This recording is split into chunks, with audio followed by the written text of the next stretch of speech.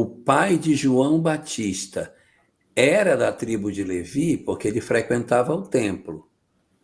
Sim, é verdade.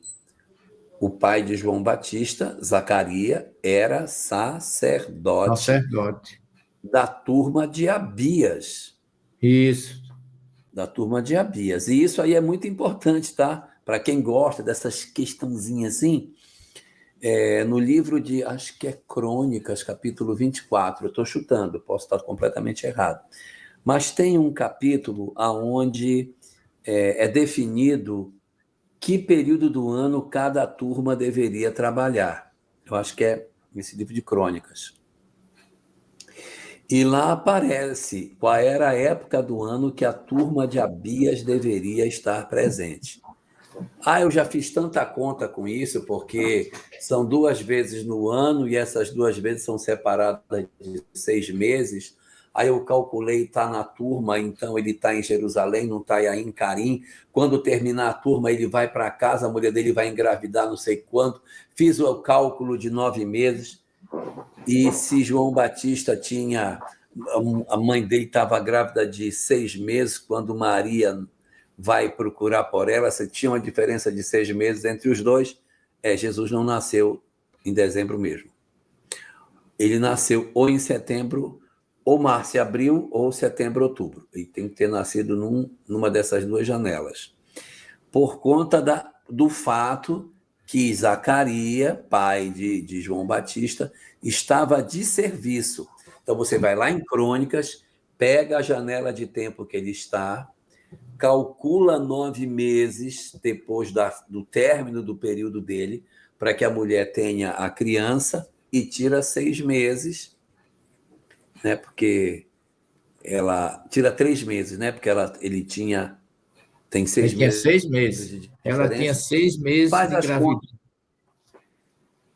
Ela tinha 6 meses de gravidez à Gravidez como frente. outra. O Jorge, À eu frente acho de João. interessante ainda nessa pergunta da Flávia. Flávia, ele, além de ser da tribo de Levi, ele era o sacerdote do ano que deveria entrar no templo para levar a oferta ao Santo dos Santos, que só podia entrar uma vez por ano. Ele foi o escolhido naquele ano. O sacerdote entrava amarrado, não é? Porque ninguém podia entrar lá se ele passasse mal ou tivesse qualquer problema, ele era puxado, porque ninguém podia entrar lá, a não ser aquele que fosse o escolhido. E tem uma curiosidade nessa história de Zacarias e Isabel, que também era da tribo. Isabel Sim. também era, embora fosse mulher, não tinha as mesmas condições dos homens, como Maria também era da tribo de Davi. Mas o que eu queria observar é o quanto Lucas, que não foi discípulo de Jesus, mas era um semita. Lucas era grego, mas era de família semita. Todos os 4 evangelistas eram semitas. Então, Lucas tem uma pesquisa profunda nesse caso. E Lucas, o primeiro capítulo do evangelho dele, ele começa preparando aquele que seria o precursor de Jesus, aquele que viria o identificar na sua perfeição e na sua pesquisa.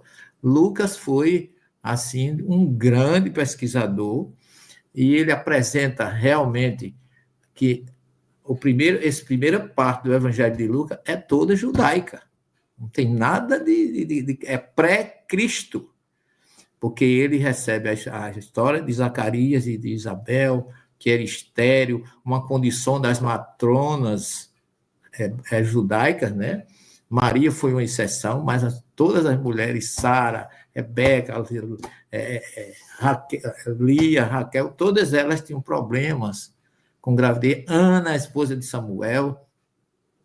E Lucas traz, assim, eu acho assim, um preâmbulo muito interessante, porque ele coloca uma família judaica, Jesus não tinha chegado ainda, que seriam os pais daquele que viria preparar o caminho, segundo Malaquias 3, segundo Isaías 40.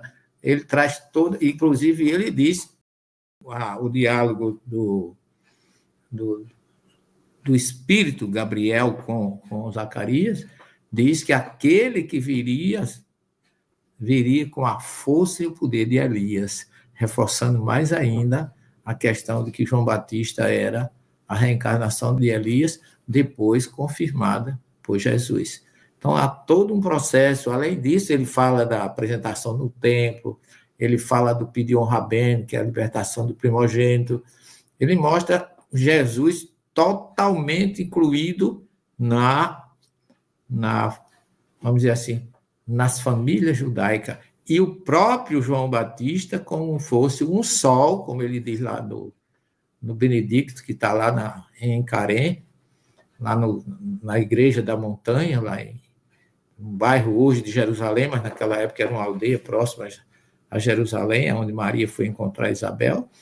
Ali, a oração de Zacarias, você lê que Zacarias faz um elo entre a primeira revelação e a segunda, dizendo que ele viria como o sol das nossas vidas, ligar a revelação de Abraão com a chegada daquele que viria trazer a luz.